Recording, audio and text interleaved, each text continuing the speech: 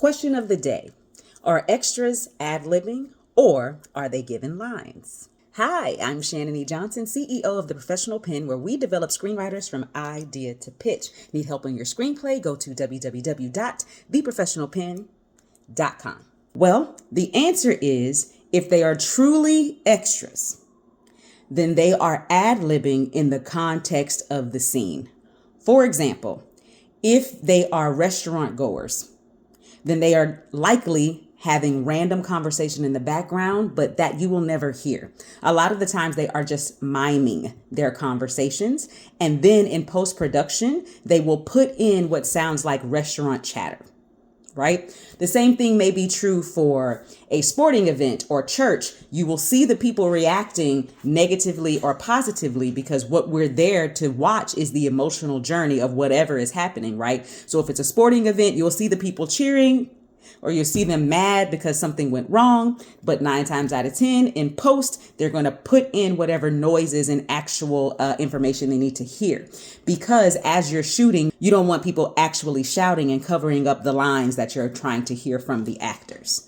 Now, there may be an occasion where it is scripted for us to hear a particular line from a random person. And this person literally might be labeled person number 1, churchgoer number 2, etc.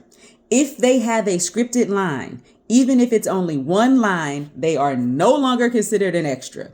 It changes their title and it changes their rate. So let me give you an example. I did a movie a long time ago as an extra. This was my very first time being on a movie set as an extra.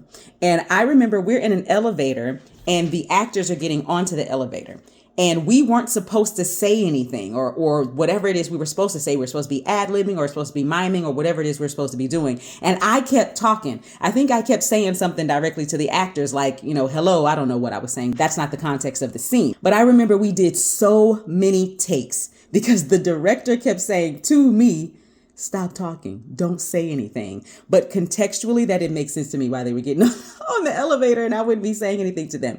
Later in life, I realized because if I say something out loud that's now captured on film and ends up in the film, my rate changes. Things change. Also, it could be changing the context of the entire film for all I know with me in there talking at this time. That's not what my character is supposed to do. But that's neither here nor there because I never actually made it into the film. It never got past the post-production floor. I think I might have done like 3 different scenes and maybe I'm in one of them. Maybe I never really watched the film because it was a terrible movie.